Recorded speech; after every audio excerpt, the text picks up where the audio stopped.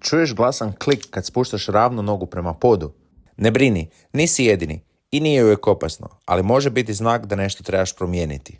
Taj klik najčešće dolazi od mišića psoas, dubokog fleksora kuka, čija tetiva preskače preko bedrene kosti kada nema dovoljno kontrole u zdjelici i kukovima. To se stručno zove internal snapping hip, a događa se kada pokret nije centriran, posebno ako su ti gluteusi i core slabi ili neaktivni. Koje je jedno od najboljih rješenja? Lezi na leđa, aktiviraj trbuh i gluteus i kontrolirano spuštaj nogu prema podu bez da ti se zdjelica pomiče. Cilj je da tetiva psoasa ostane centrirana i prestaneš kljocati. Što imaš više kontrole, imat ćeš manje iritacije.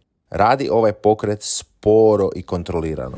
Klik u kuku nije nužno znak za paniku, ali je poziv da preuzmeš kontrolu nad svojim tijelom. Ako te muči ovakva ili slična situacija, javi mi se. Možeš se naručiti na pregled putem linka ispod. Vidimo se!